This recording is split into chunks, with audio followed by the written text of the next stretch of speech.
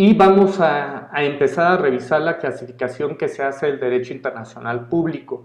Vamos a revisar ahorita todas estas clasificaciones y vamos a observar que la norma del derecho internacional público se puede clasificar en orden a la sanción por su fuente, por su ámbito material de validez, por su ámbito espacial de validez, por su ámbito temporal de validez, por el ámbito subjetivo de validez con relación a su obligatoriedad y por la fuerza de obligatoriedad. Digamos que esta sería la forma en la que nosotros podemos clasificar. En el ejemplo que les ponía hace un rato en relación a las frutas, lo mismo sucede a veces cuando nosotros somos niños para tratar de ordenar los objetos con los que estamos acostumbrados a utilizar. En el caso de las niñas, puede ser que tengan sus muñecas y las puedan tener clasificadas, por un lado las Barbies, las Cabbage Patch, las muñecas que pueden ser de trapo o aquellas que hacen algún ruido, las que utilizan pilas, bueno, los peluches o todo lo que ustedes se puedan imaginar que puedan tener dentro de sus juguetes. Y el criterio de clasificación puede ser como estos que he dicho, pero también puede ser, vamos a clasificar las muñecas en grandes, pequeñas, medianas, o podemos utilizar algún otro criterio de clasificación. Podemos clasificar las que más les gustan a las niñas y las que menos les gustan, las que no usan o les da miedo, por ejemplo.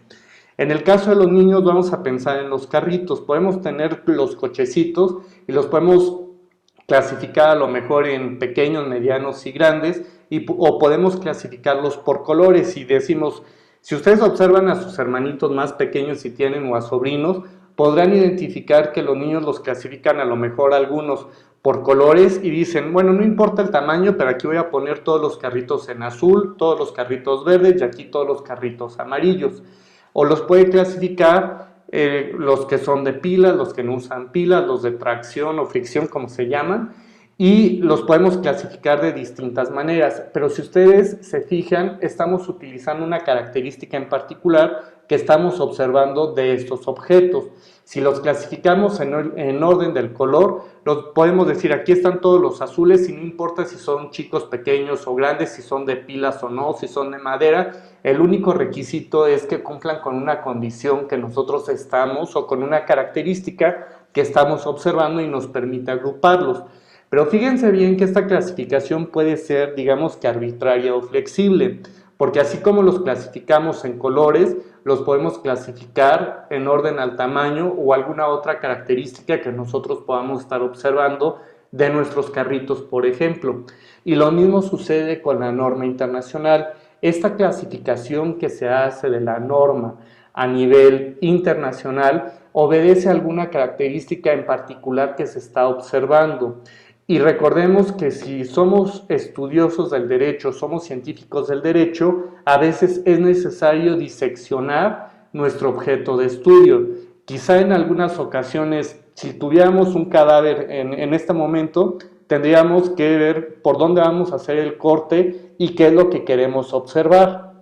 Si estamos haciendo un estudio, por ejemplo, de enfermedades respiratorias, quizá lo primero que nos interesaría revisar qué es lo que sucede, qué fue lo que le sucedió a este cadáver, si murió, por ejemplo, de COVID o de neumonía o de alguna cosa de estas, tendríamos que identificar qué es el aparato respiratorio, cómo se encuentra conformado y tratar de identificar el daño que sufrió esta persona y que le provocó la muerte. En lo que vamos a revisar el día de hoy vamos a tratar de identificar estas características que en lo particular tienen las normas del derecho internacional público. Estas clasificaciones, insisto, si ustedes quieren pueden ser arbitrarias y estas clasificaciones que se hacen es porque se observan ciertas particularidades que tiene la norma y que son necesario o que es necesario revisar, analizar, consultar. Ahora, por lo que hace a la sanción, vamos a observar que las normas internacionales se pueden clasificar en normas perfectas, en normas más que perfectas, normas menos que perfectas y normas imperfectas.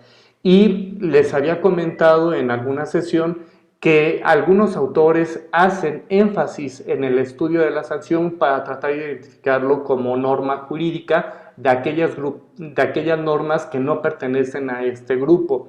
Vamos a revisar ahora cuáles son las características que tienen las normas perfectas, las normas más que perfectas, las normas menos que perfectas y las normas imperfectas. Y aquí, ojo, recordarán lo que vimos hace unos días en cuanto a algunas teorías monistas y en cuanto a los negadores radicales del derecho internacional. Muchos ubican a las normas del derecho internacional público en las normas imperfectas y solamente déjenlo anotado ahí esta característica porque hay quienes señalan que el derecho internacional público, recordarán que habíamos comentado que algunos autores sostienen que el derecho internacional público está lleno solamente de meros convencionalismos sociales o que se tratan únicamente de normas de carácter moral que no pudieran ser vinculantes para el resto de la comunidad internacional. Bien, solamente déjenlo anotado por ahí y vamos ahora a las normas perfectas. Fíjense bien que las normas perfectas vamos a observar que su falta de observancia puede traer consigo aparejada la inexistencia de aquellos actos. Vamos a ver que estas normas más que perfectas, cuando éstas se presentan, el acto violatorio de la norma puede traer como consecuencia que este acto sea inexistente para el derecho. No va a generar consecuencias jurídicas y aunque pudiera generar algunos efectos jurídicos, se tiene la posibilidad de ser anulados. Quizá en este momento sea necesario rescatar un poco esta teoría que ustedes ya revisaron en obligaciones, si es que llevaron la materia o la están llevando. Es importante que ubiquemos el tema de la inexistencia y de la nulidad absoluta, porque en estos casos el acto que pudiera ser contrario al orden jurídico internacional sería inexistente para el derecho. Para que exista un contrato, ya lo hemos señalado en alguna otra ocasión, se requieren esencialmente de tres elementos que ustedes ya han identificado. Se requiere del consentimiento, del objeto y en algunos casos se requiere de la formalidad porque así se exige por parte del código correspondiente que regule ese acto. Estamos de acuerdo que existen estos tres momentos, pero ¿qué es lo que ocurre, estos tres elementos? Pero ¿qué es lo que acontece si, por ejemplo, se celebra un contrato? Y aquí me disculpo anticipadamente por el ejemplo que voy a tomar, pero imagínense que en este momento, por ejemplo, Armando y yo celebramos un contrato de compraventa. Este contrato de compraventa, fíjense bien su objeto. El objeto de este contrato va a ser la compraventa de menores. Fíjense bien lo que estamos diciendo. El objeto de este contrato que estoy celebrando con Armando sería lícito. No. No. No, No está permitido por la ley. Nos queda claro a todos que vamos a pensar que este contrato que celebramos, Armando y yo, pudo haber surtido sus efectos. Y Armando y yo nos pusimos de acuerdo para decirle, Armando, a cambio de tal cantidad de dinero, quiero 5 niños. Y Armando dice, bueno, no te conseguí los 5, pero tengo 2 y te pago la cantidad correspondiente en relación a estos menores. Estamos de acuerdo que hubo un acuerdo de voluntades y surtió algunos efectos este contrato. Estamos de acuerdo hasta ahí. Pero para el derecho, desde el punto de vista jurídico y estrictamente de nuestro orden jurídico, ¿podría traer consecuencias jurídicas este acto? No. Ok. Sí, profe, ¿no? Sí. O sea, porque era de lo que habíamos debatido también la otra vez, de que, o sea, muchos dicen que no produce efectos precisamente porque es un acto que se puede pedir la nulidad absoluta, pero sí produce efectos porque, pues, tú al vender un chamaco, el efecto es todo lo que provoque el vender algo ilícito derivado de esto, porque se utiliza como una fuente de pues no como de la obligación, pues sí, una fuente de obligación, Sí. que es a lo mejor ser sujeta a una sanción. Ok, Adelante, Armando. Sí, yo siento que sí, profesor, pero no las condiciones jurídicas que nosotros quisiéramos, como vender una computadora o sino desde la implicación de una vista de una responsabilidad penal de un hecho ilícito, ¿no? Ahí se configura que pues, dos personas participaron en hechos delictivos, entonces, sí, y además sí produce sus efectos porque sí lo podría demandar hasta que no se declare la nulidad del Pero derecho. aquí, fíjate, Armando, vamos a pensar que el objeto del contrato, vamos a pensar que no nos metemos todavía en cuestiones de carácter penal, que sabemos que existen las consecuencias por este tipo de conductas. Pero en el ejemplo que estamos colocando, yo podría llevar una controversia de este tipo ante un juzgado y vamos a pensar que el compromiso contraído es que tú me ibas a entregar 5 niños a cambio de una cantidad de dinero. Yo estaría posibilitado para exigirte el cumplimiento de ese contrato y decirte, de acudir ante un juez y decirle, es que Armando se comprometió a entregarme 5 niños y solamente me entregó 2. Adelante, Ale. Pues no se podría, porque el objeto por el cual se realizó el contrato no está dentro del derecho, es ilícito. Entonces no puedes ir bueno, sí puedes, o sea, yo considero que sí podrías ir con un juez, o inclusive con un abogado para que te redacte una demanda, pero lo único que vas a lograr es que estás reconociendo que realizaste un ilícito, y no me sorprendería si sabiendo del despacho del abogado, llama al Ministerio Público, ¿no? De inmediato, porque, oye, ¿cómo estás comerciando con niños? Exacto, ¿no? Pero no está, o sea, no lo está produciendo porque el objeto no es, o sea, es uno de los elementos de validez de un contrato. Si no hay objeto, no hay contrato. Así es. Adelante, Brenda. Ay, creo que lo dijeron. Pero sí, hay un principio, creo, ¿no? De que no se puede invocar protección de la ley si es ilícito lo que se está haciendo, se está llevando a cabo. Ok, muy bien. Y miren, todo lo que me han dicho nos sirve para tratar de sustentar la explicación que tenemos de estos 3 elementos que están aquí en pantalla. El acto en sí mismo sería inexistente para el derecho, ¿de acuerdo?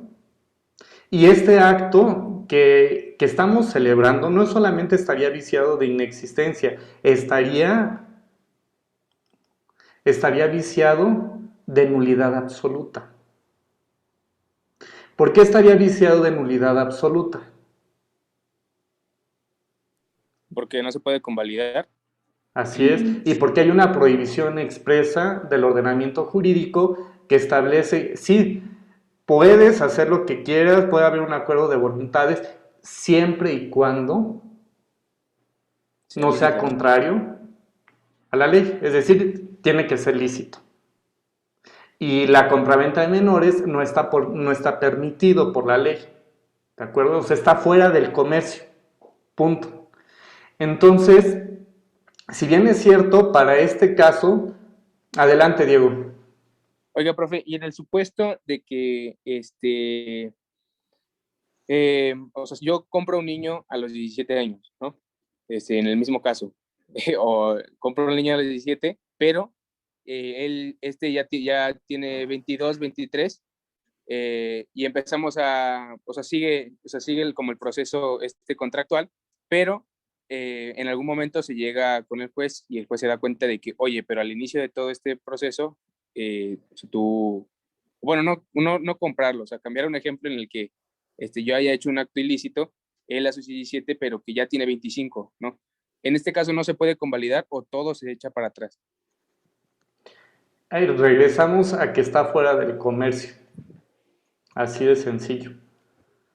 Así de simple. Y ese acto, por más que le queramos dar la vuelta, no podría ser. La compraventa de individuos no está permitida por la ley. Adelante, Armando.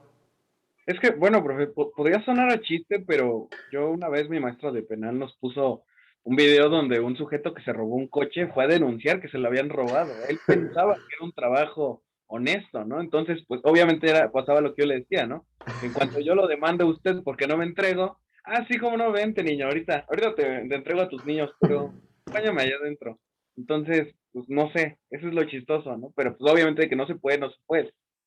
Ok, y aquí fíjense bien que aunque puede generar algunos efectos, que es el ejemplo que trataba de mostrarles, porque a lo mejor hubo el acuerdo de voluntades, no se concluyó el objeto del contrato, porque a lo mejor Armando tuvo un problema, no llegó con los niños y demás, no los pude entregar, yo no le pude dar el dinero a cambio de la entrega de los menores, y eso pudo haber surtido algunos efectos del acuerdo de voluntades.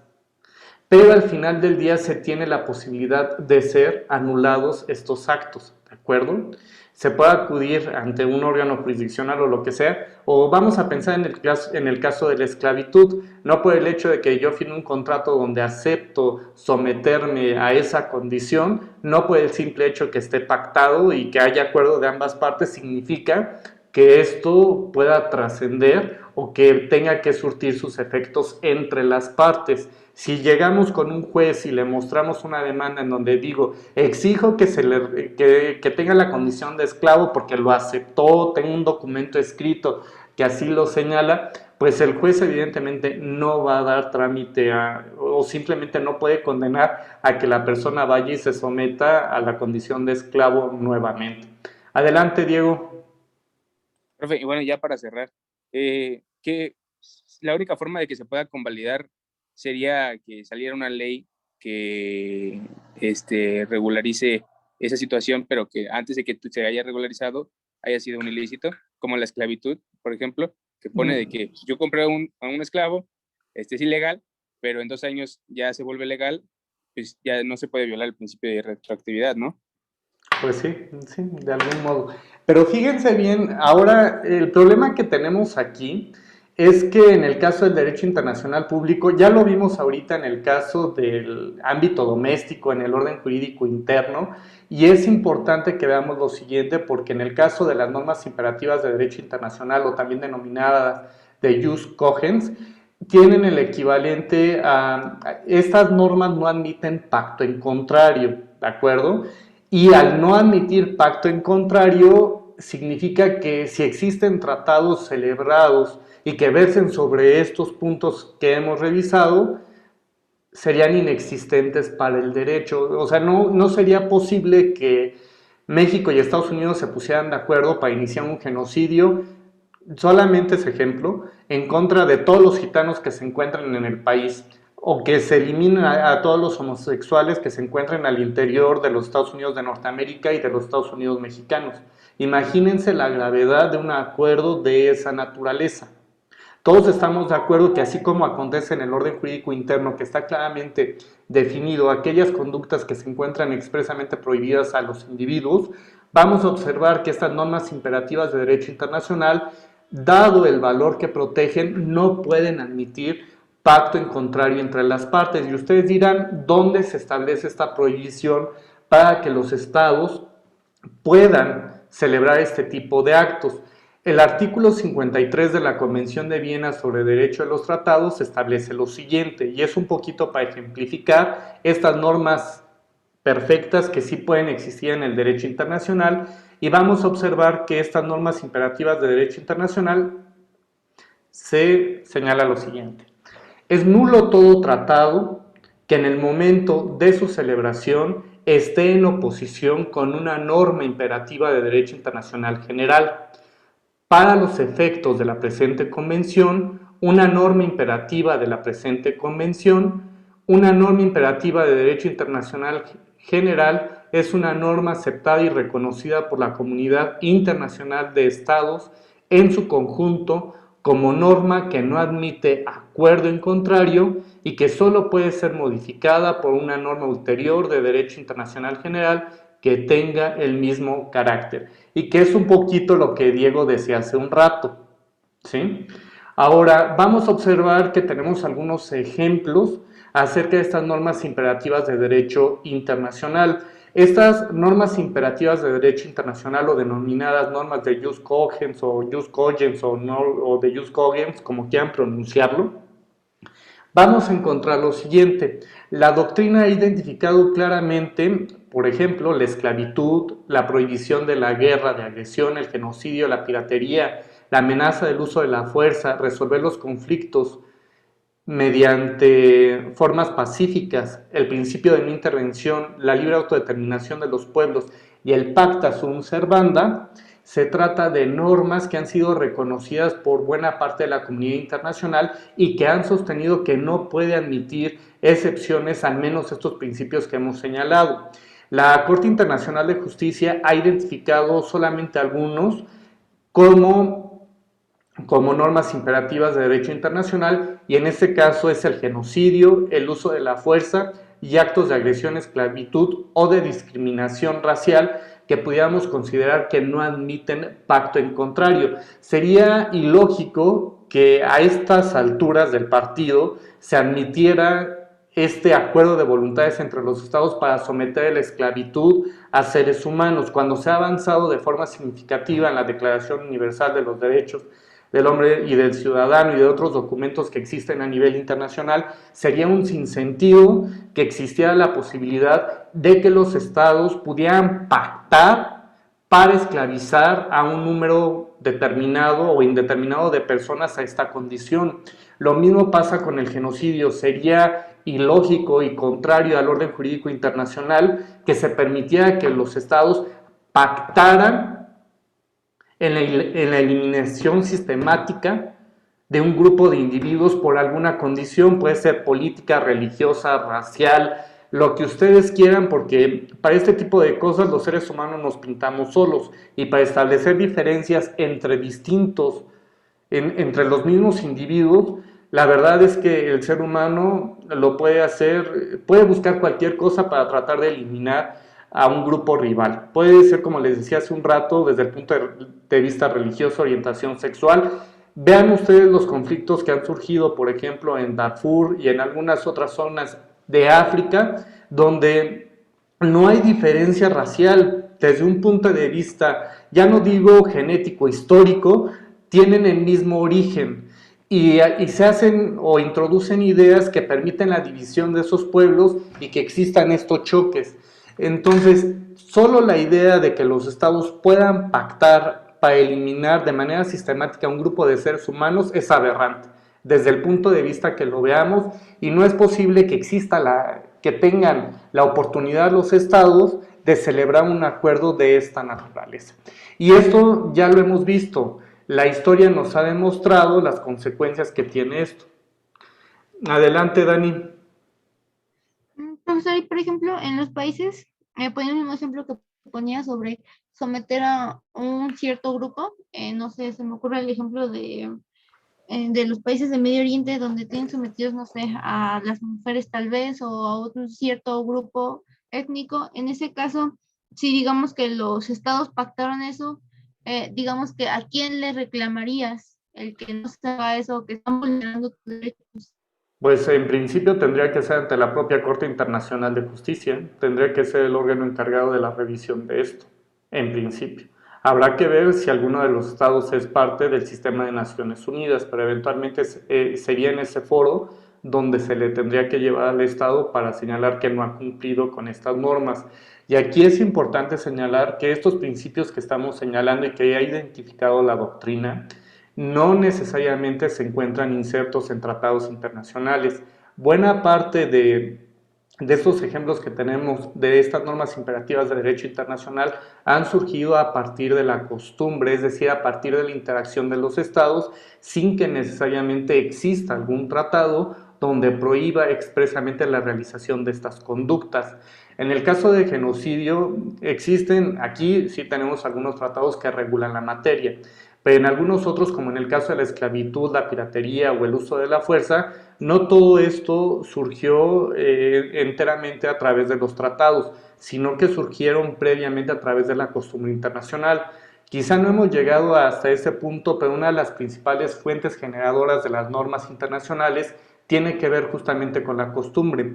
Y el hecho de que hayan surgido estos principios, como en el caso de no intervención o la libre autodeterminación de los pueblos, no vamos a encontrar tratados internacionales que versen específicamente cuando se considera que se ha vulnerado el principio de no intervención o el de libre autodeterminación de los pueblos. Estos principios en particular han surgido a partir de la interacción de los estados y se ha llegado a considerar que no puede existir pacto en contrario, porque en caso de que exista pacto en contrario, bueno, estaría viciado de nulidad absoluta ese acuerdo de voluntades. De acuerdo, el pacta sunt servanda, recordemos que los pactos legalmente celebrados deben de ser puntualmente cumplidos por las partes, o en resumen, los pactos deben de ser cumplidos por las partes, es lo que quiere decir el pacta sunt servanda, y va de la mano con el principio de buena fe. Si los estados se están comprometiendo a celebrar, por ejemplo, un tratado en, no sé, en materia de comercio exterior o de refugiados o de no proliferación de armas nucleares o cosas por el estilo, los estados se han comprometido a esto. ¿De acuerdo? Y si lo están haciendo es porque piensan cumplir con el objeto y fin de ese tratado y opera el principio de buena fe. No están celebrando ese tratado con la idea de que lo van a incumplir en algún momento. Ahora, la Corte Internacional de Justicia ha identificado como normas imperativas de derecho internacional al genocidio, a la prohibición del uso de la fuerza armada, a los actos de agresión, esclavitud y discriminación racial. Si ustedes se fijan, la Corte Internacional de Justicia ha identificado un menor número de normas imperativas de derecho internacional. Sin embargo, los doctrinarios de esta materia en particular han identificado una serie de principios que deben de respetarse por parte de la comunidad internacional. Y fíjense bien cuáles son las características que tienen estas normas imperativas de derecho internacional. Obligan a todos los estados en su conjunto, y estamos hablando de que puede ser que obligue a estados que ni siquiera han participado en la generación o gestación de estas normas. En el caso del genocidio, vamos a pensar que hoy se divide México y nace la República Mexicana de los Estados del Norte, una cosa de esas, y tenemos la República Mexicana con el resto de los estados. Y la República Mexicana del Norte no puede desconocer la existencia de ciertas prácticas que se han dado de manera cotidiana entre los estados, como la prohibición del genocidio o como la prohibición de la piratería, o que simplemente quiera resolver sus conflictos a través del uso de la fuerza, cuando ya existe un consenso generalizado por parte de la comunidad internacional para prohibir este tipo de prácticas. ¿Por qué? Porque esto atenta primero contra la humanidad en su conjunto, y en algunos casos, cuando estamos hablando de la guerra o de agresiones armadas, implica el rompimiento del equilibrio a nivel internacional, y esto pues trae graves consecuencias para las sociedades de los estados que participan en estos conflictos bélicos. Entonces, no por el hecho de que la República Mexicana del Norte no haya participado, va a decir, es que, ¿sabes qué? Yo no participé en la creación de la norma que prohíbe el genocidio. Pero sí estás de acuerdo con que se te respete tu libre autodeterminación y que no se entrometa el resto de la comunidad internacional en tus asuntos internos. Si estás de acuerdo con estos temas, pues también debes de estar de acuerdo con el resto, porque ya existe este consenso generalizado de la comunidad internacional de que estas conductas no deben de presentarse. Entonces, obliga a todos los estados, es la primera característica. La segunda es que no pueden admitir pacto en contrario, dado el valor que tutelan, lo que protegen. Estas son reconocidas por la mayoría de los estados y solo pueden ser modificadas por una norma posterior de la misma naturaleza. ¿De acuerdo?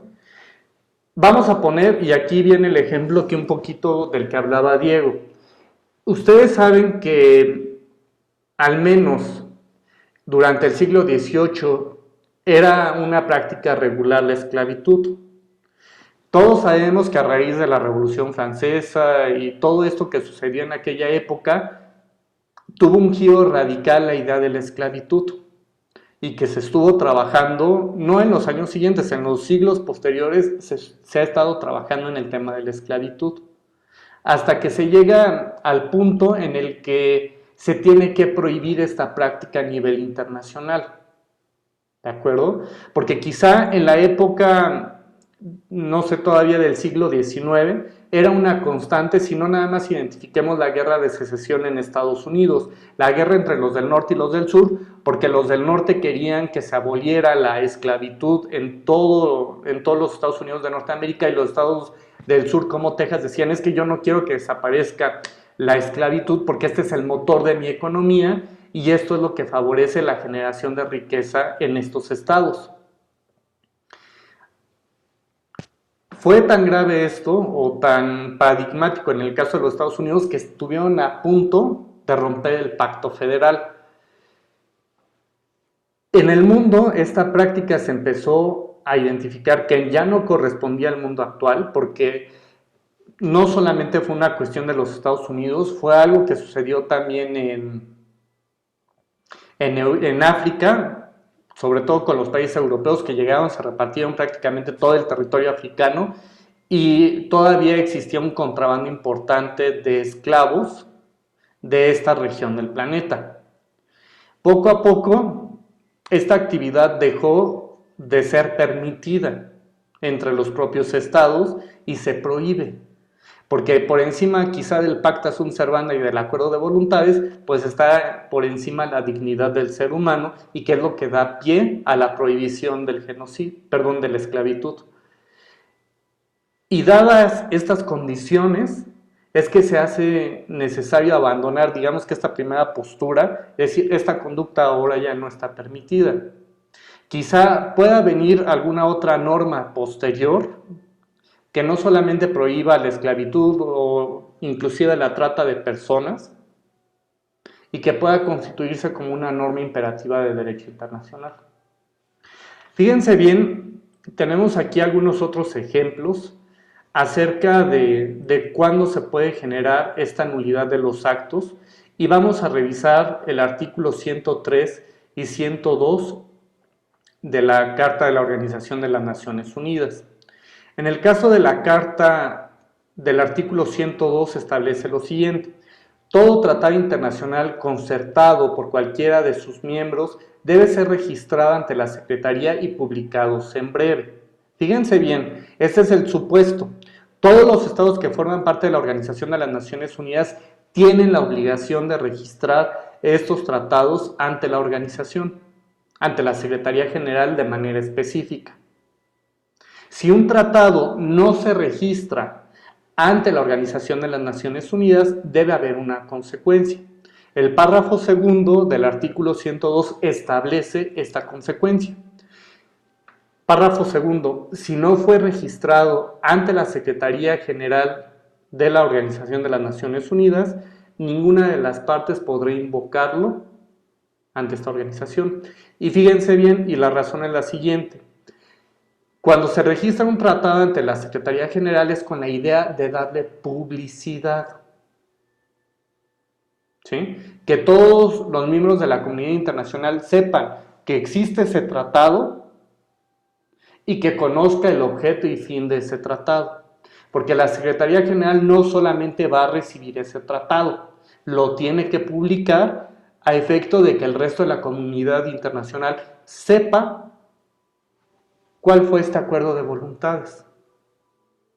Porque hasta antes de la Segunda Guerra Mundial era frecuente que existieran tratados, digamos que en lo oscurito, donde se ponían de acuerdo dos estados y no se hacía público el contenido de ese tratado, y se hacían públicos en el momento en que existía una agresión a alguno de esos estados, y brincaban los otros para decir: es que estamos aliados y si a él le haces algo, pues yo tengo que responder. Entonces, para evitar ese tipo de cuestiones es que se establece esta cláusula en la Carta de la Organización de las Naciones Unidas. Y si los estados deciden no registrar ese tratado ante la Secretaría General de la Organización de las Naciones Unidas, implica que si existe algún problema en cuanto a la interpretación o aplicación de ese tratado, la consecuencia es que no pueden ir, digamos, de llorones: es que no cumplió con el tratado. Pues qué bueno que no lo cumplió, pero tampoco puedes venir ante algún órgano de Naciones Unidas para exigirle al otro que cumpla con el contenido o con el objeto de ese tratado. Si ninguna de las partes estuvo de acuerdo en registrarlo, no puedes venir ahora a llorar y decirme que obligue al otro a que cumpla con el objeto y fin de ese tratado, porque no lo registraron, no me dieron a mí vista con el contenido de ese tratado. Y eso implicaría que si existe controversia en cuanto a la interpretación o aplicación de ese tratado, no podrían llevarlo, por ejemplo, al Pleno de la Asamblea General de las Naciones Unidas, no lo podrían llevar ante la Corte Internacional de Justicia. Y esta sería la sanción para quien no registre un tratado ante la Organización de las Naciones Unidas y de manera específica ante la Secretaría General. Bien, el artículo 103 establece lo siguiente. En caso de conflicto entre obligaciones contraídas por miembros de la ONU con cualquier otro instrumento, prevalecen las contraídas en el marco de la Organización de las Naciones Unidas. ¿Y esto qué es lo que significa? Significa que todos esos tratados que se contrapongan a las obligaciones contraídas en el marco de la Organización de las Naciones Unidas, de entrada serían nulas, ¿de acuerdo? Si el Estado es parte de la Carta de la Organización de las Naciones Unidas y allí existe una obligación expresa para resolver los conflictos de manera pacífica sin recurrir a la guerra, y hay un tratado en un sentido diverso o contrario a lo que establece la Carta de la ONU, de entrada serían nulos para ese Estado. ¿De acuerdo? Bueno, como ya estamos en la hora, porque si no yo aquí me emociono y me puedo tardar toda la tarde con estos temas, pero ya sé que tienen clase. Y para la próxima, cheque nada más en qué consisten las normas más que perfectas, porque entramos al ámbito sobre todo de las normas de carácter penal, y quiero que tengan muy en claro por qué se les denomina normas más que perfectas a las normas de carácter penal, y revisen el tema de la restitución como forma de reparar el daño y el tema de la sanción. Nos vemos, que tengan una excelente tarde, cuídense. Hasta luego. Profesora, hasta luego. Hasta luego. Hasta luego. Buenas tardes, profesor. Gracias, igual.